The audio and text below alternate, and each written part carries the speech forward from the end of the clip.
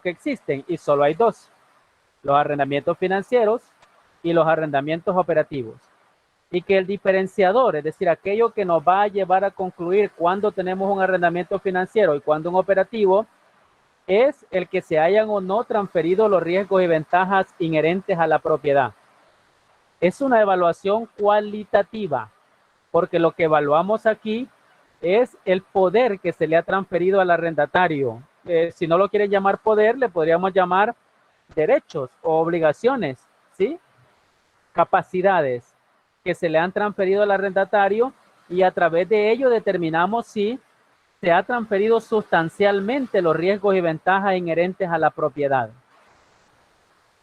Ahora bien, los siguientes párrafos, lo que se viene a continuación, es una serie de ideas que la normativa propone para poder concluir si un arrendamiento es financiero. Como solo hay dos, la preocupación principal de la norma es determinar si el arrendamiento es financiero, porque de lo contrario, si llegáramos a la conclusión de que estas condiciones o estas ideas no se cumplen, el arrendamiento automáticamente sería operativo.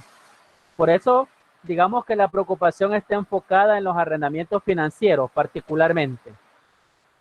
Ahora bien, veamos lo que dice el párrafo 20.5. Por favor, en el momento en que dejen de escuchar escríbanme y yo me detengo porque estoy consciente de lo que está pasando ahorita. Dice el 20.5. Si un arrendamiento es un arrendamiento financiero u operativo, depende de la esencia de la transacción y no de la forma del contrato. Ahí está la parte más importante. Es que vean, si nosotros hemos transferido los riesgos y ventajas, la esencia de esa operación es que hemos vendido en realidad el bien. Pero si solo lo dimos para utilizarlo, estrictamente para que lo usen, entonces la esencia es que solo lo prestamos. Ahí está la diferencia. Entonces la normativa dijo, cuidado, si vamos a catalogar un arrendamiento como financiero o como operativo, no nos vamos a basar en el contrato, que es la forma. Porque el contrato siempre va a decir que es arrendamiento. La preocupación, le dijo la normativa, es verificar la esencia. ¿Qué fue lo que realmente pasó ahí? Dice, si solo lo prestamos y se puede demostrar que solo lo prestamos, entonces la esencia es esa y por lo tanto el arrendamiento es operativo. Pero si en realidad le transferimos riesgos y ventajas inherentes a la propiedad al arrendatario, le dimos poder sobre el activo, entonces realmente se lo hemos vendido. Esa es la esencia. La esencia es que se lo vendimos, no se lo prestamos. Pero como la forma, el contrato sigue diciendo que es un arrendamiento, la parte legal tendrá que respetar eso, aunque contablemente nosotros vamos a basarnos en la esencia para la contabilización. Interesante. Por eso es que la normativa dijo, el que un arrendamiento sea operativo o financiero depende de la esencia de la transacción y no de la forma del contrato. En pocas palabras, el contrato puede decir lo que sea y terminará siempre legalmente estableciendo que lo que se sucedió ahí fue un arrendamiento. Pero las esencias de lo que realmente pasó, eso es lo que cambia. Y es lo que nosotros necesitamos demostrar. Cuando sí fueron transferidos los riesgos y ventajas, que equivale a haber vendido el bien, sería financiero. Y cuando eso no haya sucedido, sería operativo. Entonces vino la normativa y dijo, le voy a dar una serie de ideas que van a servir para eso. Vea lo que dice. Ejemplos, note que dijo ejemplos, lo que significa que estos no están agotados, pueden haber más ideas, pero estas son algunas ideas. Dice, ejemplos de situaciones que individualmente o en combinación, normalmente, vea la palabra que utilizaron, normalmente.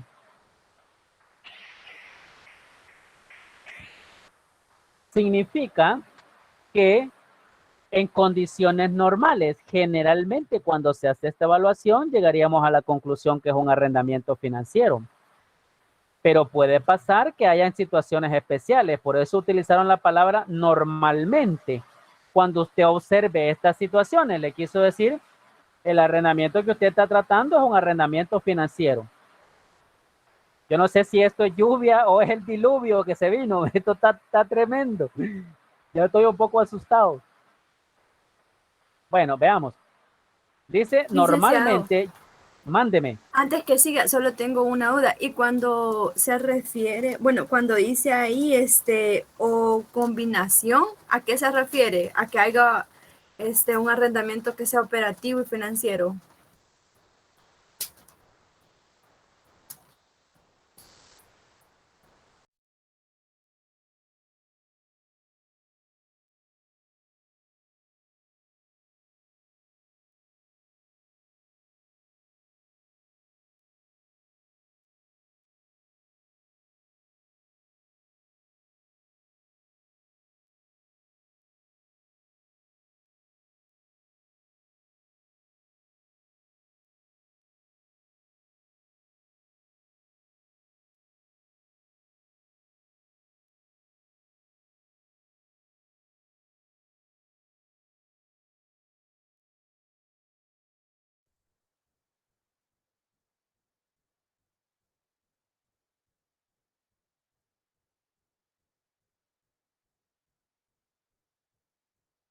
Se le fue el Inter, quizás o se le fue la luz.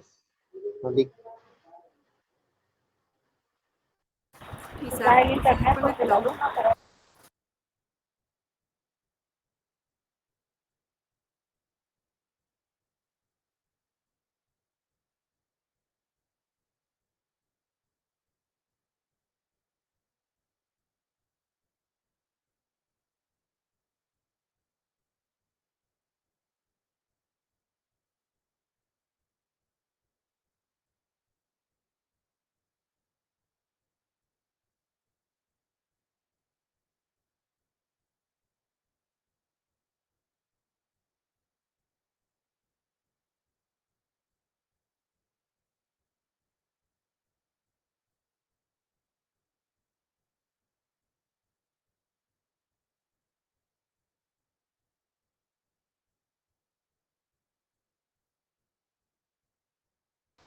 Felix, se le escucha, Sí, ahorita sí. se le escucha.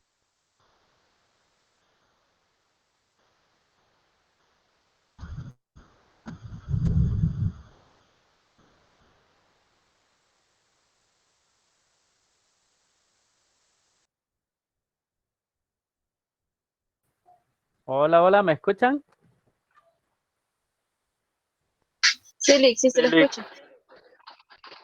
Ok, perfecto. Ahora sí podamos. Ya, la lluvia ha pasado, lo más fuerte. Vamos a ver, voy a volver a presentar aquí para que retomemos. No se preocupe, que esta es parte de la emoción del invierno.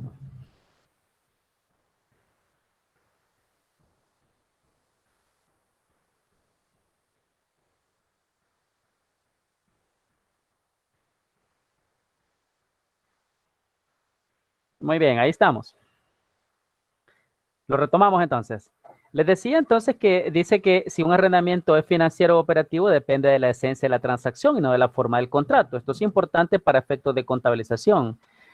Y luego nos dice que ejemplos de situaciones que individualmente, oiga, es decir, que una sola nos puede llevar a la conclusión, pero muchas veces necesitamos combinarlas, demostrar que varias de estas situaciones o ejemplos son las que me están llevando a la conclusión de que los riesgos y ventajas fueron transferidos. Por eso dice, individual o en combinación, normalmente llevarían a clasificar un arrendamiento como financiero. Son, dice, dos puntos. Veamos el literal A. Dice, el arrendamiento transfiere la propiedad del activo al arrendatario a la finalización de su plazo. Es que imagínense que nosotros tenemos un contrato de arrendamiento que dice, hemos dado un bien a los 5 años y el contrato establece que al término del plazo, el arrendatario pasará a ser el propietario del bien. Entonces no solo se lo estamos prestando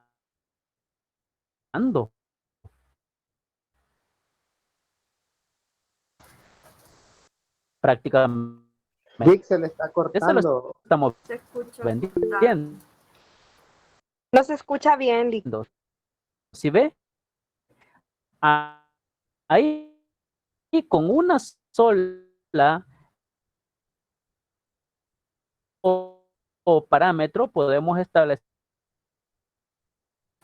que ese arrendamiento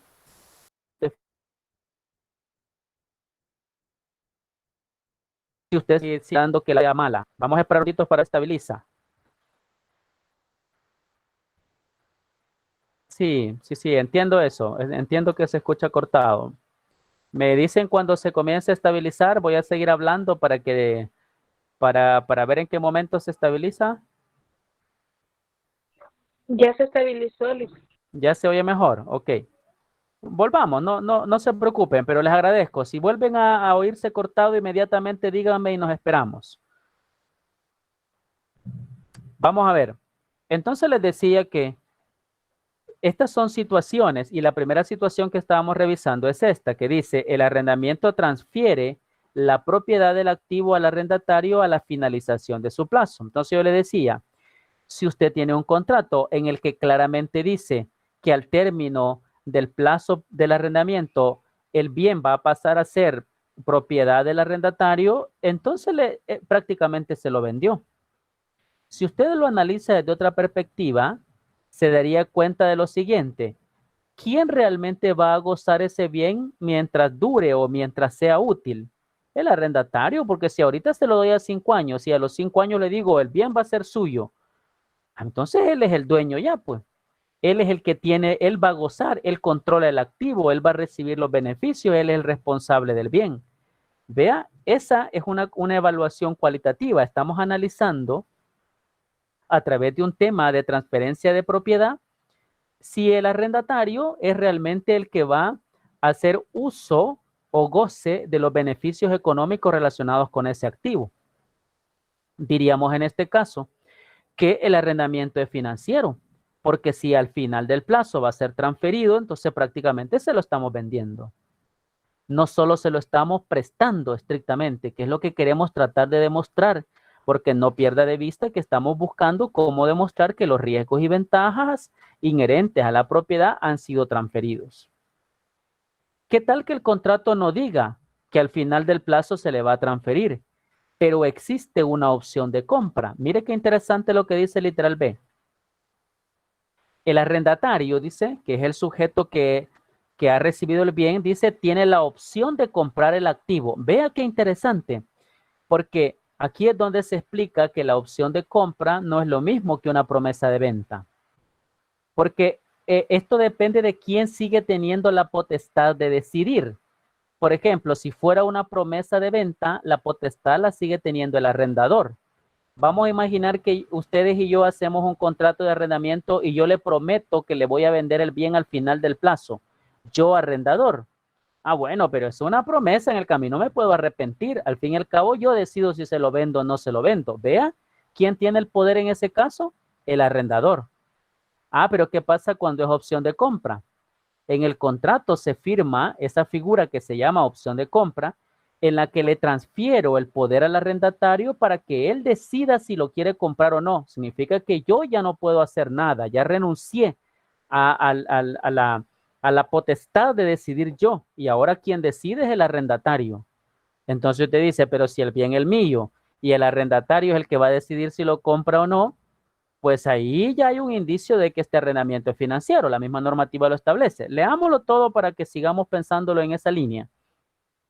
Dice, el arrendatario tiene la opción de comprar el activo a un precio, dice, oiga, que se espera que sea suficientemente inferior al valor razonable en el momento en que la opción sea ejercitable, para que al inicio del arrendamiento, vayan prestándole atención a esta palabra, la voy a explicar un poco más adelante, inicio, para que al inicio del arrendamiento se prevé con razonable certeza que tal opción se ejercitará. Se lo voy a plantear rapidito con un ejemplo. Imagínense que ustedes y yo hacemos un contrato de arrendamiento por 5 años y yo le firmo una opción de compra sobre una maquinaria, vamos a imaginar. Y entonces se ha hecho una proyección que al final del contrato esa máquina tendría un valor residual. Un valor residual, vamos a imaginar que de $10,000. Y yo le digo hoy que estamos firmando el contrato, le voy a dar un arrendamiento por 5 años y le voy a firmar una opción de compra. Si usted me paga $1,000 al final de los 5 años, el bien pasa a ser suyo. Esa es una opción de compra. Ahora usted se pregunta, si al final de los 5 años por esa máquina me darían 10,000 y con pagar 1,000 pesos me vuelvo dueño de ella, pues lo lógico es pensar, porque alguien que piensa en función de negocio diría, es seguro que lo va a comprar, así tenga que prestar los 1,000 pesos. Porque es que cualquiera con 2 dedos de frente diría, ¿cómo no va a pagar 1,000 pesos por algo que vale 10,000? Aunque sea que lo preste y después lo venda y ya le gana $9,000. Eso le está dando razonable certeza de que esa opción se va a ejercitar, es decir, que el arrendatario terminará pagando la opción de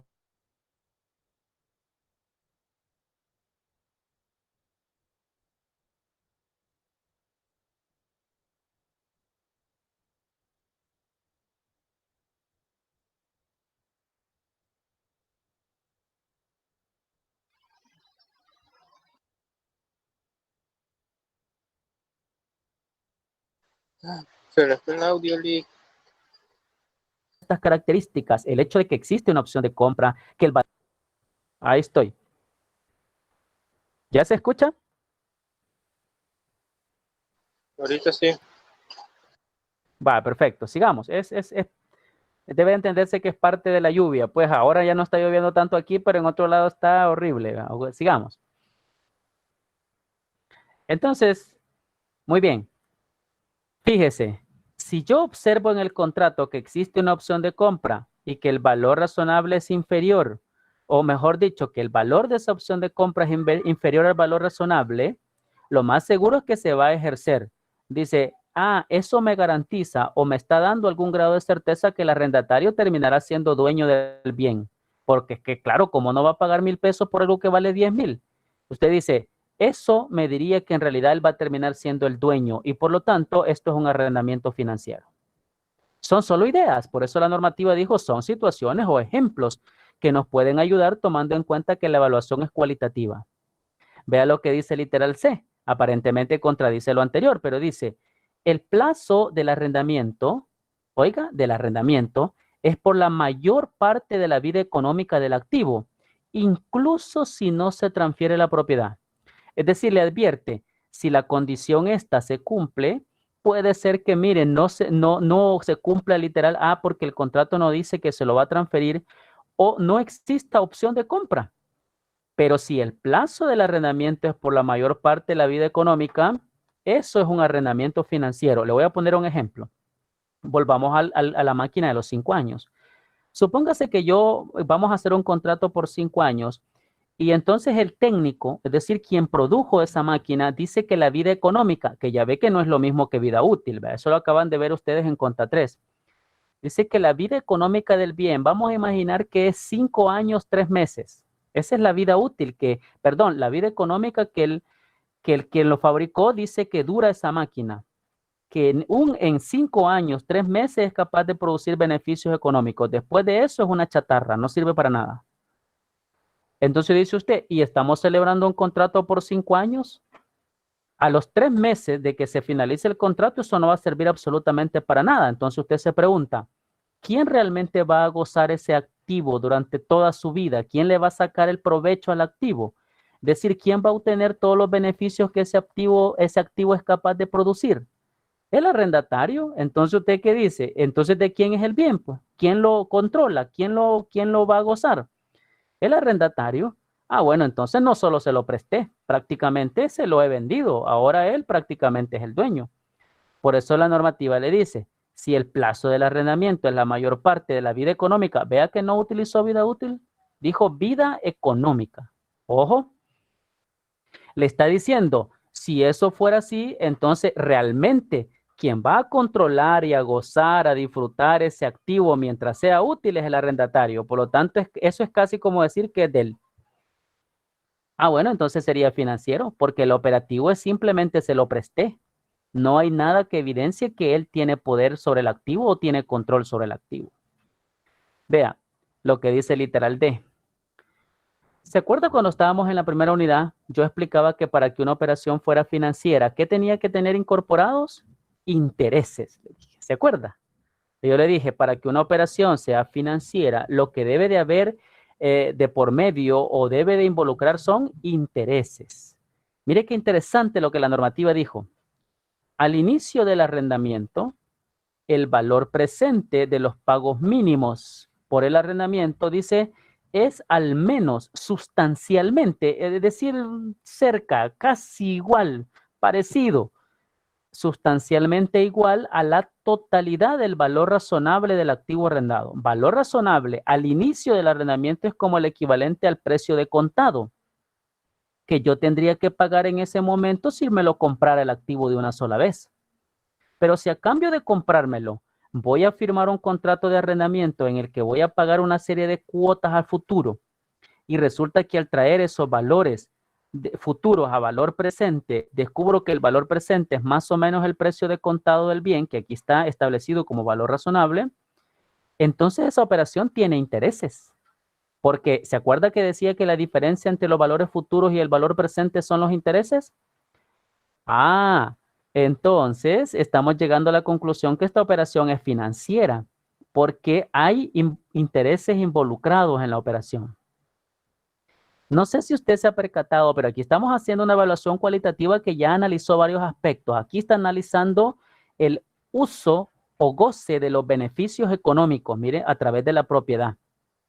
Aquí está analizando poder, es decir, el poder que se le ha transferido o los derechos que le hemos transferido al arrendatario. Aquí estamos analizando, en el caso del plazo del arrendamiento, es también quién realmente va a terminar disfrutando, gozando, obteniendo los beneficios económicos relacionados con el activo. Aquí estamos evaluando la existencia o no de intereses en la operación. Todo ello para concluir que sí es financiera esta operación. Fíjese. Y finalmente, literal E, que es otra idea, dice, los activos arrendados son de una naturaleza tan especializada que solo el arrendatario puede usarlos sin realizar en ellos modificaciones importantes. Esta evaluación se basa en la lógica. Fíjese, le voy a plantear la idea. Supóngase que la máquina de la que estamos hablando es una máquina que la hicimos a la medida para la empresa suya. Entonces dice usted, si eso es a la medida, significa que solo usted la puede ocupar, porque está condicionada para usted, para su actividad. Entonces, a mí, ¿como de qué me serviría dársela en arrendamiento operativo para que usted me la regrese un año después? Si yo no la puedo ocupar, no se la puedo arrendar a más nadie. Entonces, esto basado en la naturaleza del activo, estamos diciendo, si este activo que hemos dado en arrendamiento es tan particular que nadie más lo podría ocupar, por lógica, eso no podría ser un arrendamiento operativo, porque no tendría sentido en el mundo de los negocios. Fíjese, hasta la lógica están ocupando aquí para poder llegar a la interpretación. ¿Cuántos aspectos hemos dicho? Hemos evaluado transferencia de poder, hemos evaluado la existencia de intereses, hemos evaluado el goce de los beneficios económicos, la transferencia de propiedad y la naturaleza de los activos. Todo ello para poder concluir que si se han o no transferido los riesgos y ventajas inherentes a la propiedad. Aquí empezamos a darnos cuenta que no va a resultar fácil este tema de llegar a la conclusión de un arrendamiento operativo financiero porque la evaluación es cualitativa. Pasemos al párrafo 26. Dice, mire, otros indicadores, es decir, adicionales a los que ya me dio, de situaciones que podrían llevar por sí solas o en combinación con otras a la clasificación de un arrendamiento como financiero son las siguientes. Quiero prepararlos. Estas tres son unas evaluaciones cualitativas basadas en la capacidad que se le dio o en las ventajas o derechos que se le otorgaron al arrendatario. Eso es lo que se trata de visualizar. Por ejemplo, mire lo que dice literal A. Si el arrendatario puede cancelar el contrato de arrendamiento y las pérdidas sufridas por el arrendador asociadas a la cancelación fueran asumidas por el arrendatario. Para que se entienda esta figura, tengo que decir primero que por naturaleza, contractualmente, los arrendamientos financieros no se pueden cancelar. Se conocen como arrendamientos no cancelables. Pero si en el mismo contrato el arrendador firma una cláusula que diga que el arrendatario sí lo puede cancelar, ¿qué le está otorgando al arrendatario? Poder. Le está otorgando ventajas, ¿sí? Pero al mismo tiempo le dice, si usted toma la decisión de cancelarlo, me va a pagar todas las pérdidas, es decir, todos los daños y perjuicios que sufra el arrendador. ¿Qué son esos? Obligaciones. Si ve, ahí le está transfiriendo derechos a poder cancelar el contrato y por lo tanto regresar el bien, pero también obligaciones de cubrir todos los daños y perjuicios que pueda haber ocasionado, es decir, las pérdidas que sufra el arrendador. De eso estamos hablando, estamos viendo cómo demostrar si el arrendatario ha obtenido poder o responsabilidad sobre el activo. Mire lo que dice literal B. Dice, las ganancias o pérdidas, ahí son riesgos y son ventajas, ¿ve? Procedentes de fluctuaciones en el valor residual del activo arrendado repercuten en el arrendatario, dice. Por ejemplo, en la forma de un descuento en el arrendamiento que iguale a lo producido de la venta del activo al final del contrato. Vea, le explico. ¿Qué pasa?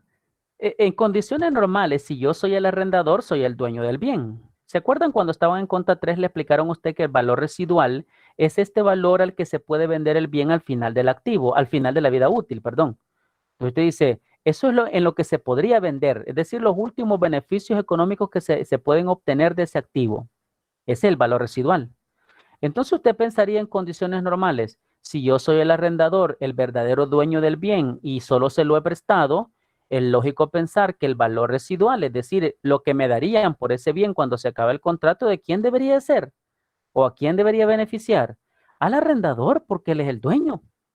Entonces, ¿usted cómo explica que si en el contrato se establece que quien se va a beneficiar, quien va a gozar, no sé si la palabra sea la más apropiada, pues, pero quien va a gozar o quien va a disfrutar ese valor residual es el arrendatario sin ser el dueño? Entonces, ¿no cree que hay transferencia de derechos ahí?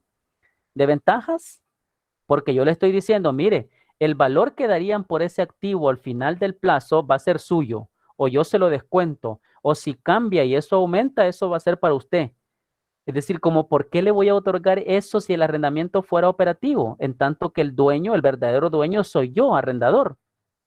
Ah, solo se explica diciendo es que le han transferido ya derechos sobre el activo. Por eso él va a terminar gozando cualquier valor residual.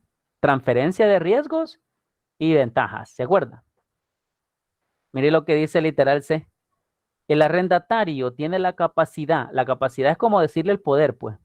Tiene la capacidad de prorrogar el arrendamiento durante un periodo secundario a una renta que es sustancialmente inferior a la de mercado. Mire qué tal eso.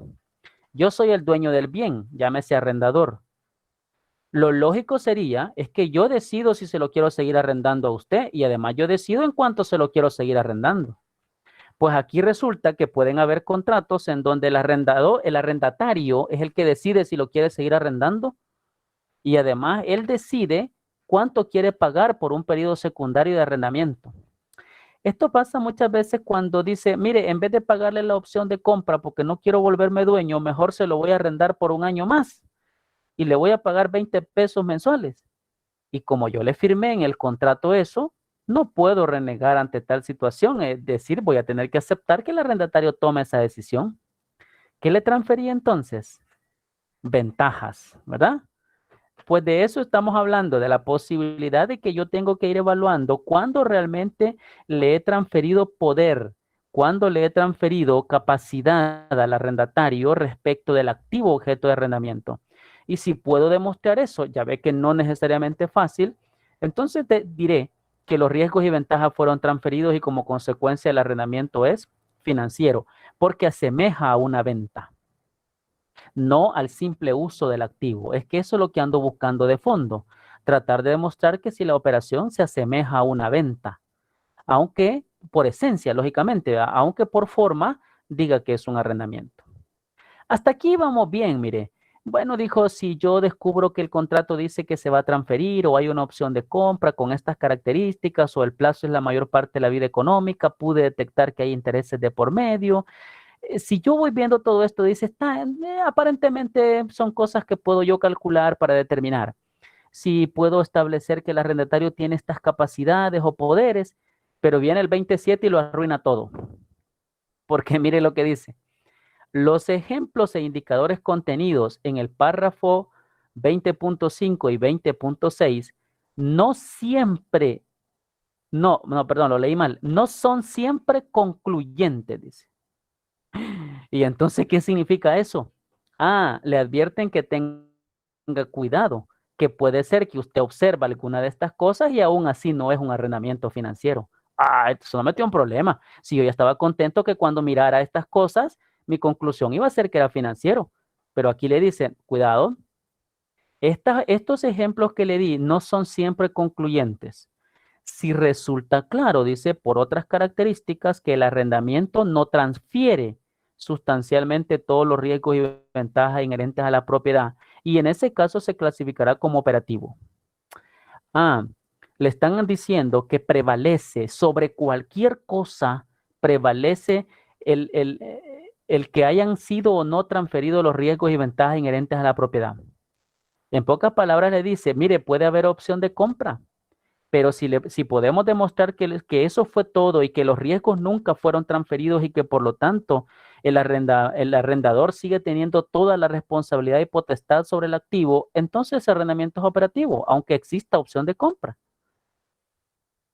Es como lo otro, le dice, fíjese que el contrato es por muchos años, no importa. Así que porque sea por muchos años no es concluyente que por eso es financiero. Puede ser perfectamente operativo. Yo se lo puedo arrendar por 20 años, pero nunca le transferí riesgo de nada. Por lo tanto, sigue siendo operativo. Por eso me advierten que no son siempre concluyentes. Aquí hay unos ejemplos, pero quiero dejar ese ejemplo para retomar este párrafo que está aquí. Mire, que ahora ya entiendo que se está escuchando mejor. El literal dice pagos mínimos. ¿Sí notó eso? ¿Qué son los pagos mínimos? Para los que toman nota, pues, porque sé que algunos no lo están haciendo, pero para los que lo hacen. Los pagos mínimos deben entenderse como todos aquellos pagos que el arrendatario se ha obligado, valga la redundancia, a pagarle al arrendador. Es decir, todos aquellos valores que el arrendatario se obliga a pagar a través del contrato. ¿Qué forman los pagos mínimos para un arrendatario? Los cánones, que son las cuotas, y la opción de compra. Son obligaciones que él adquiere de pagar. Bueno, entonces eso forma los pagos mínimos. Pero lo cierto es que esto depende también de la persona que estamos controlando. Por ejemplo, el arrendador.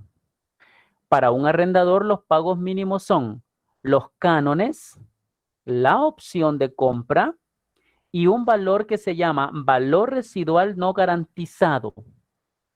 Eso no se preocupe, yo se lo voy a explicar luego. Ahora solo importa entender que esos son los elementos a los que se refiere la normativa como pagos mínimos. Para el arrendatario dije los cánones y la opción de compra. Para el arrendador, los cánones, la opción de compra y el valor residual no garantizado. Volvamos a donde estábamos. Lo de los ejemplos dice que este podría ser, dice, el caso si al término del arrendamiento se transfiere la propiedad del activo al arrendatario por un pago variable que sea igual a su valor razonable en ese momento. Dice, o si existen cuotas contingentes como consecuencia de los cuales el arrendatario no tiene sustancialmente todos los riesgos y ventajas inherentes a la propiedad. Platiquemos de las cuotas contingentes rápido. Lástima que perdimos tanto tiempo. Vea, las cuotas contingentes se establecen dentro de los contratos, pero como su nombre lo indica, son pagos que pueden o no suceder porque están condicionados a un evento futuro. Oiga, la palabra contingentes está vinculado a un evento que puede o no suceder. Esa es la lógica principal. Ahora, para que suceda o no suceda depende de un evento futuro. Se lo voy a poner en ejemplo en relación con los arrendamientos. Imagínense que ahora con el tema de la pandemia nosotros estamos celebrando un contrato ahorita por una máquina 5 años y yo le digo, vamos a firmar aquí dentro del contrato un pago contingente, que si producto de la pandemia la Reserva Federal de los Estados Unidos llega a incrementar las tasas de intereses hasta 2 puntos porcentuales, por ejemplo, usted me va a tener que pagar $10,000 como ajuste a la pérdida de valor sí, llamémosle ahorita así, a la pérdida de valor del dinero en el tiempo. Entonces, un pago de 10,000, pero vea, está condicionado ¿a qué? A que si la Reserva Federal aumenta la tasa de intereses en un 2%, en 2 puntos porcentuales, pues. Si eso no sucede nunca, porque la Reserva Federal, mientras estuvimos en el contrato, nunca alteró las tasas, entonces ese pago nunca se va a hacer. Por eso se llaman pagos contingentes. Ahora, ya que lo explicamos, la normativa dice, si en un contrato se meten tantos pagos contingentes que se pueda demostrar entonces que el arrendador nunca transfirió los riesgos y ventajas inherentes a la propiedad. Piense que le doy una máquina y le digo, mire, si la usa por más de 20 horas me va a pagar $2,000 más. Si usted produce más de 100,000 unidades me va a pagar $10,000 más. Si usted hace esto con la máquina me va a hacer este otro pago. Si suben los intereses me va a pagar tanto. O sea, entonces no le transferí los riesgos y ventajas, pues. Porque si por cada cosa que usted haga con la máquina fuera de los parámetros que yo considero normales me va a tener que pagar un valor adicional, entonces usted no está figurando como el dueño. Yo sigo siendo el dueño, yo arrendador, vean. Ese arrendamiento sería operativo. Estoy tratando de explicar el ejemplo que aquí pone la normativa.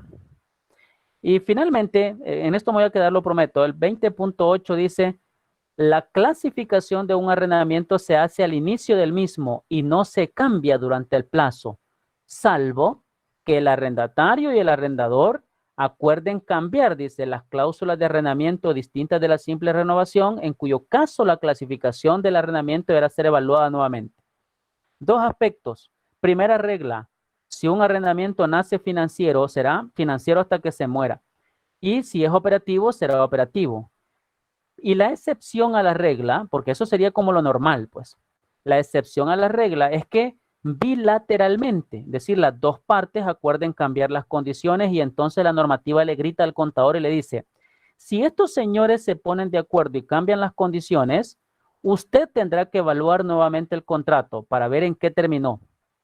Si yo lo tenía financiero, voy a evaluarlo para ver si sigue siendo financiero o cambió a operativo. Y si lo tenía operativo, voy a evaluar los cambios que le hicieron para ver si pasó de operativo a financiero o se mantiene siendo operativo. Bueno, sé que ya me pasé un par de minutos. Tenía ganas de explicarle este tema del inicio. Espero que no se me olvide en la próxima clase y ahí lo trataré de explicar porque ya no les quiero robar más tiempo del que corresponde. Les agradezco muchísimo la comprensión por el tema este que tenemos del problema de la lluvia y demás. Entiéndase que es una situación incontrolable para nosotros. Pero les agradezco la comprensión, el que están allí siempre pendientes y que, bueno, estamos haciendo el esfuerzo juntos porque esto funcione. Así que les agradezco muchísimo, que tengan una feliz noche, que tengan un sueño reparador, que descansen y nos vemos el día de mañana. Esperemos que mañana no haya lluvia. Gracias, Lick. Feliz Buenas provecho, noches. que descansen.